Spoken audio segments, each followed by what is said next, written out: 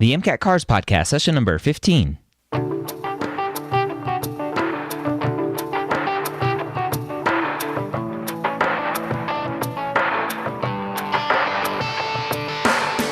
The Cars section of the MCAT gives thousands of premeds nightmares every night. Whether you're an ESL student, lack confidence while reading, or are a slow reader like me, Jack Westin and the medical school headquarters are here to help you score higher in every section so you can be confident you are ready to get the MCAT score of your dreams. Welcome to the MCAT Cars Podcast. My name is Dr. Ryan Gray, and I am joined, as always, by Jack Westin, the premier tutor for the car section of the MCAT. You can find him at medicalschoolhq.net/Jack Westin, which is also a link for $100 off his course. We're going to jump right in to our passage today. Jack Westin back for some more MCAT Cars podcast. How you doing today? Good. How are you? How's it going? I'm great. I'm excited. And I want to plug one more time as we release this episode on January 30th. The next course starts tomorrow, correct? On the 31st? Yes, it does. Yeah. Right. And we are recording this a little earlier, right? Yep. But if depending on how many students have already enrolled, you can check it out. It might be at capacity. It probably will be. Usually these courses fill up about a week before, 2 weeks before their start date. So check it out. If it is, it's on our website. You can give us the link, Ryan. But Yep. if you have any questions, you're always welcome to contact us through our website. And yeah. If it is full, when do you anticipate the next course to be? It just depends on how many students we're currently helping. Okay. And we want to make sure that the students that we're helping are fully prepared and they have all our attention. But our goal is to release a course once every month or so. Okay. So yeah, you can check back as we get closer to the summer. We get way more busy, Yep. and so we're prepping for that.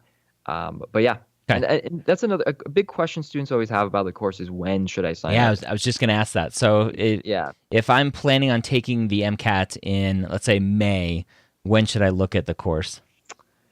Before you even study for the MCAT, right? Yeah. So because this is all reading and critical thinking, and that's stuff you can prepare now. You don't need to take biochem or physics or bio or OChem. I say take the course up to a year in advance. Obviously, there's students who take the course while they're studying for the MCAT. Students take the course while they're working, while they're in school. Just give yourself, time to prepare for the car section. Don't neglect it. A lot of students wing it. Not a great idea. Even if you're a philosophy major, even if you're like the type of student who loves reading, it could still be challenging. You have to prepare. It's a unique test. It's a very unique way of asking questions. So don't neglect the AMC passages. Review that stuff really well before your test. And if you are interested in the course, I definitely recommend signing up sooner because it's a skill. Everything you're learning can be improved. The way that you read, the way you answer questions. We break down things step by step. How to find the big picture, how to find how to use that to answer questions, and we go over different question types and timing issues and all that stuff. And you can prepare well in advance. And even after you take the course, you don't lose these skills. You can only improve on it with time. So the more time you give yourself, the more patience you have, the better your outcome. Nice. All right. And that's medicalschoolhq.net/Jack Westin for that link and a $100 off coupon too. So that's awesome. All right. Today we have a great article from the Los Angeles Times, and I'll go ahead and jump right in. Everyone's DNA sequence is unique. So very short sentence, very to the point, I think is very straightforward. But for those who wish to maintain their genetic privacy, it may not be unique enough. So it sounds like this article is going down a potential path of saying, hey, we all have DNA, and apparently maintaining privacy with our DNA is going to be important at some point.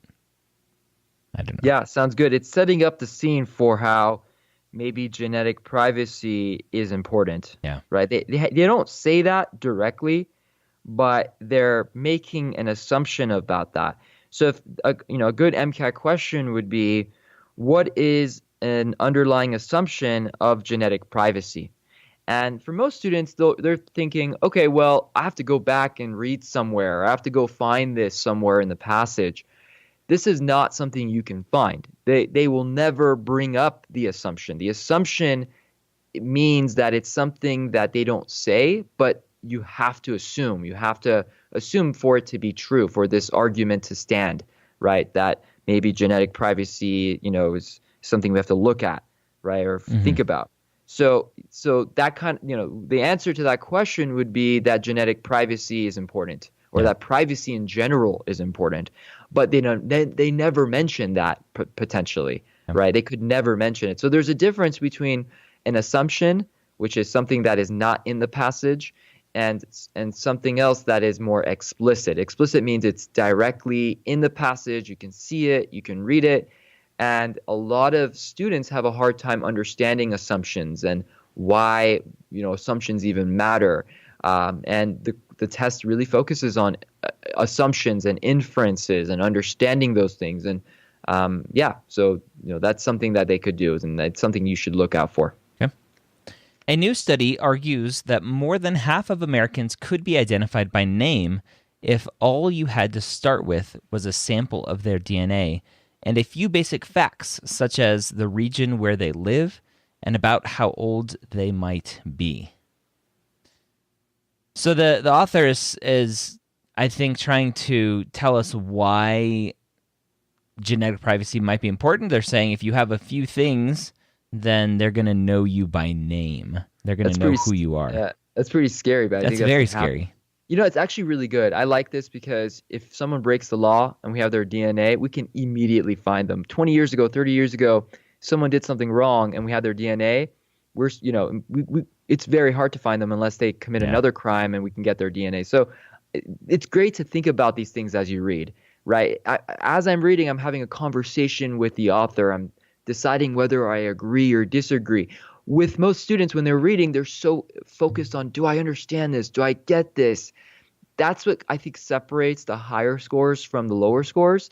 The higher scores don't worry about whether they understand it. They think about whether or not it's something they agree with or something they don't agree with, or whether or not it's interesting to them or not interesting to them, right? So that just is like a deeper level of reading and thinking that I think anyone can get to if they get better at reading.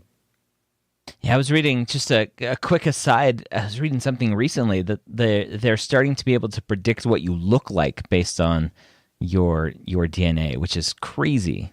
Yeah, and that's what they're saying, right? And in some ways, they can kind of find you. Yeah. Yeah.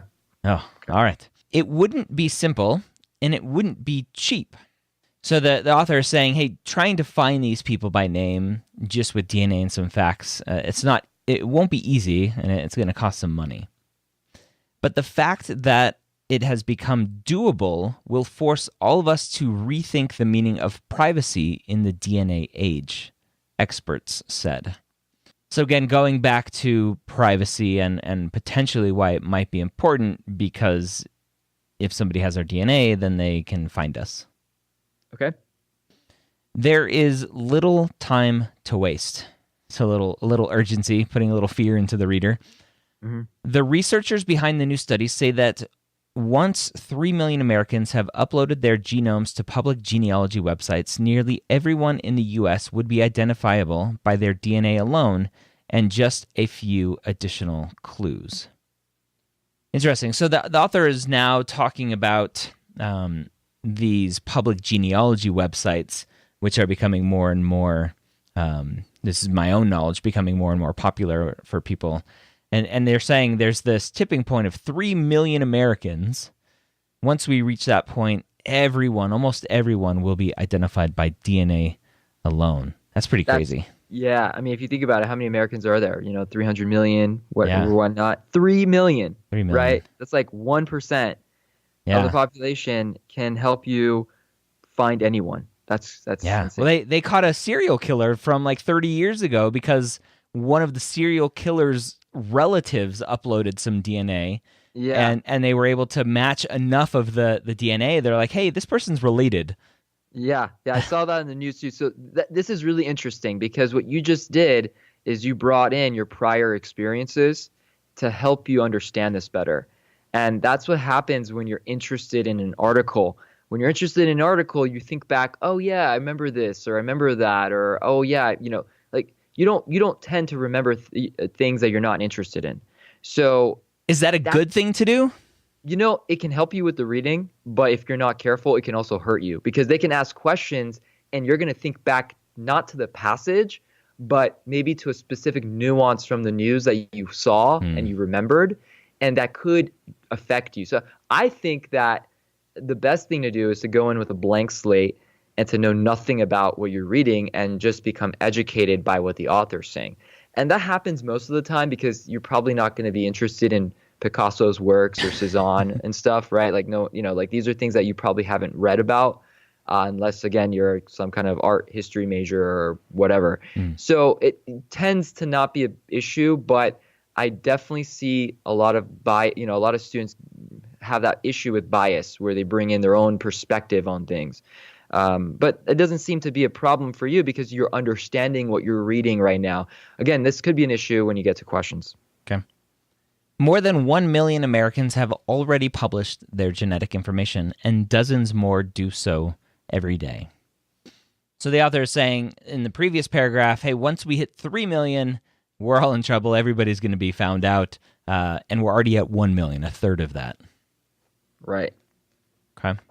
People have been wondering how long it will be before you can use DNA to detect just about anybody, said Ruth Dickover, director of the Forensic Science Program at UC Davis, who was not involved with the study. So now they're introducing this person, the director of Forensic Science Program, and she's saying, hey, how long is it going to be? Which is interesting because the author just said, once we hit 3 million. Right. Okay. The authors are saying it's not going to take that long.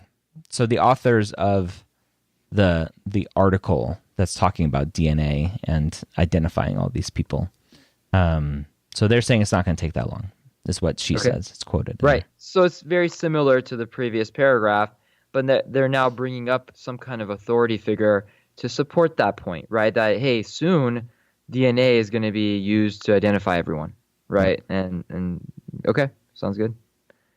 This new reality represents the convergence of two long-standing trends. Okay, so this is a weird kind of standalone sentence paragraph. A convergence of two long-standing trends. We don't know what that is yet at this point. One of them is the rise of direct-to-consumer genetic testing.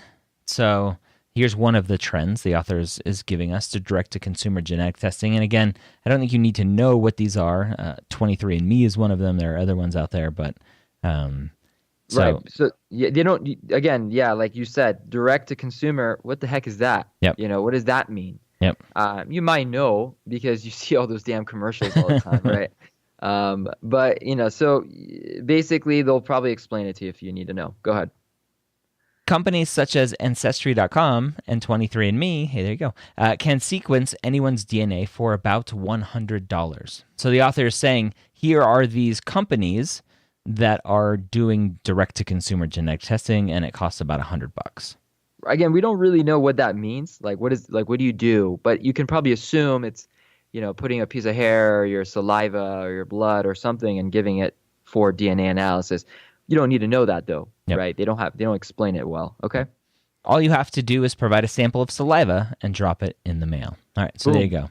There you go. They explain it. Right. Okay, great. Now, this is the problem. Most students read direct-to-consumer genetic testing and go, oh my God, I don't know what that is. I should be more prepared. You can't prepare for this. You can't. There's nothing you can do.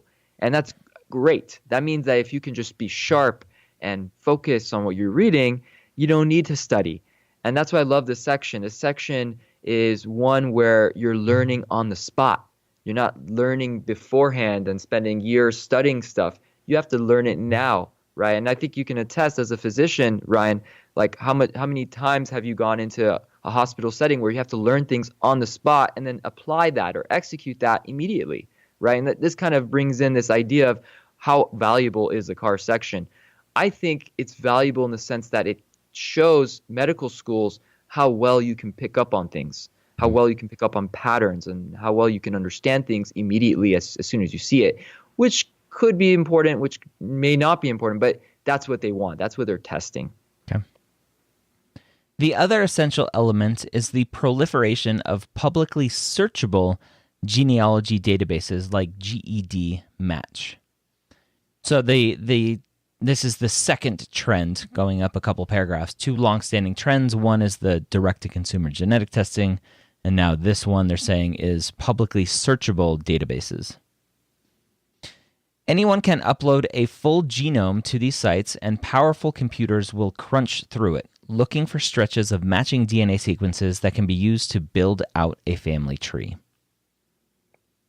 All right, so people are taking the data that they're getting from these companies, the saliva that they're giving, and they're uploading it into a database where computers are saying, hey, you might be related to this person over here. Okay, great. So what is the big picture? What should you know coming out of this? Oh, that that our genetics, our DNA is becoming more and more accessible and being put into databases, and that pretty soon everybody can be found with just their DNA out there. Right. Right. And I think it's also bringing up the point that we have to rethink about our privacy, right? Yeah. How this affects our privacy. That's, I think, the overall theme. Now, I'm gonna present some questions, some general questions. Let's see if you can kind of figure this out. If a question came up about the author's sense of or perspective on this, and you had to pick one of these answer choices, which one would you pick? So the question is, how is the author's perspective or attitude towards the topic, right? The discussion. Is it A, a sense of happiness? Is it B, a sense of fear? Okay. Or C, worry? Or D, not affected? Which one would you pick? So A, happy, B, fear, C, worry, or D, not affected? I would be between fear and worry. I don't know if I got fear from the language, and so I'd probably go with worry. They're just saying the DNA is out there, genetics are out there. You just need to be careful, potentially, with your genetic privacy. That's it. Yeah, and a lot of students get stuck on B and C, right? Fear is a little too extreme. Yeah. It's a little beyond the scope of the passage. Now, if you are worried, right, if you're some criminal, right, and you read this passage, you're going to have that fear, right? You're going to have that bias, that fear. Oh my God, someone's going to find out. So if you were doing this, right, if as a criminal, you're going to look at these answer choices and you may be biased to pick fear instead of worry. But again, you have to stick to what the author was saying and how their perspective was, not your perspective. Now, you may read this and think, oh, I don't care. And you may pick not affected. But again, you would be picking out of your own bias, not out of the author's perspective, their bias. So hopefully that point gets across here. Let's see. Let me see if I can kind of come up with another question. Yeah, so another good question that they may ask, how do they support the genetic testing? What ways, what methods are they going to use for genetic testing? So this is more of a reading comp question. And this is more just for understanding, but how did they support the use of genetic testing, Ryan? Oh, how did they support it? Yeah, Why people are using it? Yeah, how are they using it? To build out family trees. That's one. Publicly searchable genealogy. Mm-hmm. What's the other one? I don't remember the other one. It was like genetic tests, like direct-to-consumer genetic testing. So one is more private, and the other one is the more public kind of situation. So they may ask questions about that. Typically, there would be probably another example along those lines, and what they would do is say, "Oh, well, which one's not supported by, the author when they talk about how genetic testing is being used?" Yeah, and the right answer will be the one that's not in the passage, and you should eliminate the ones that were supported. So the ones that are supported are, public searchable domains and our genealogy databases and direct to consumer. And if there was another one, you would eliminate that as well. So yeah, those are kind of the ways they want you to think about this kind of simple passage. All right, so there you have it. Some more MCAT CARS skills for you to pick up on, some reading comprehensions for you to learn from. As always, go to our website, MCATCarsPodcast.com. You can follow along on the website, or if you're listening to this in your podcast app, just swipe over or tap or do whatever on the image so that you can see the description for this podcast, and all the details for the article should be in there as well. If you're looking for some more personalized attention with your MCAT CARS strategy, with your MCAT CARS prep, go check out medicalschoolhq.net/Jack Westin and learn about his MCAT CARS strategy course. By going to that link, it automatically activates a $100 coupon that you can use towards the MCAT CARS strategy course, where you are going to get over 70 hours of instruction to learn to master the critical thinking skills necessary to get the CARS score of your dreams. You'll get personalized attention. You'll gain confidence with clear, proven methods from Jack Westin, the expert in the CARS section. Go to medicalschoolhq.net/Jack Westin to activate that $100 off coupon, or text the word CARS coupon to 44222, and we'll send you that link as well. Hope you have a great week. We'll see you next time here on the MCAT CARS podcast. When you use the links provided in this podcast, you're helping to support MedEd Media and the podcasts that we produce. Not only do you get a discount, but we earn a small commission as well. Thank you for your support.